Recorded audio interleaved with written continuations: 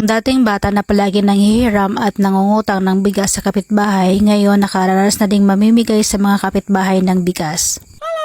Hi! Ako si Jovi, 11 taon ng kasambahay sa pamilyang Pakistani, pero ngayon nandito ako sa Pilipinas para magbakasyon ng 2 buwan.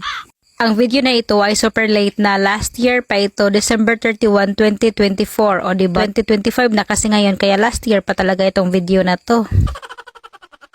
December 31, 1 PM ako dumating dito sa bahay at itong mama ko at ang anak ko ay sumundo sa akin sa bayan, pero nabutan ko yung bus na papunta talaga dito sa barangay namin, kaya doon ako sumakay at yun, hindi na ako masundo nila mama doon sa bayan, kaya sabi ko ay bibili na lang sila ng bigas para hindi naman masayang yung biyahe nila papunta doon sa bayan. At pagkarating ko dito sa bahay, napahinga lang ako ng 1 oras at sabi ni mama ay tingnan ko daw itong mga bigas na nabili niya. At nandito rin ang 2 kong nakakatandang kapatid at tinulungan nila ako kasi maya lang ay magsimula na silang magluto para sa handa sa New Year at maging busy na kami, kaya sabi ni kuya ay i-arrange na namin itong mga bigas para mamaya ay ready na at pagkatapos namin mag-arrange nito ay makatulong na din daw ako. Sila din ay magluluto na. Nakakaiyak. Sobrang pasasalamat ko talaga sa Panginoon na dumating na ako sa punto na ito. Pero syempre hindi ko ito magagawa kung hindi dahil sa mga amo ko na sumusuporta sa akin sa pagbablog at nag-viral ang mga video ko dahil sa kanila. At syempre sa mga supporters ko, sa mga viewers ko, sa mga followers ko, dahil sa inyo guys ay meron akong konting kita. Hindi man kalakihan kasi wala akong ads sa Kuwait, sa bonuses lang ako may kita, pero ito makashare din ng blessing sa iba. Yun, kasi nga sabi nila,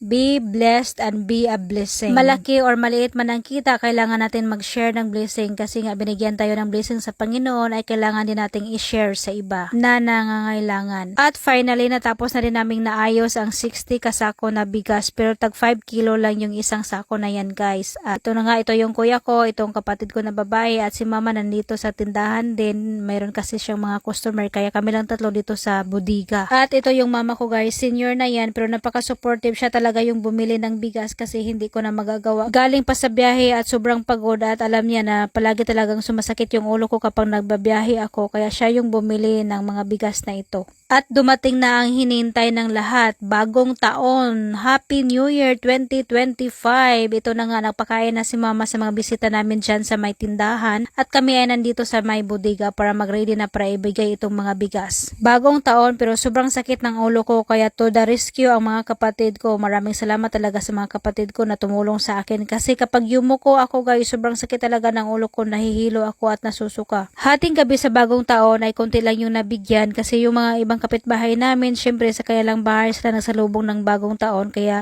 kinabukasan na sila pumunta dito sa bahay at kinuha yung mga bigas nila. Nakakatuwa na nakapagbigay ka, no? O diba? Thank you Lord talaga kasi binigyan ako ng blessing at ngayon ay nakapag-share naman ng blessing. Sana meron pang blessing na darating. Hindi ko to pinakita para magmamayabang, gusto ko lang ipakita at i-share para ma-inspire yung iba na nagsisimula pa lang mag-vlog para magpatuloy at makamit ang gusto nila sa buhay. At hanggang dito na lang guys. Thank you for watching. Bye bye. God bless everyone.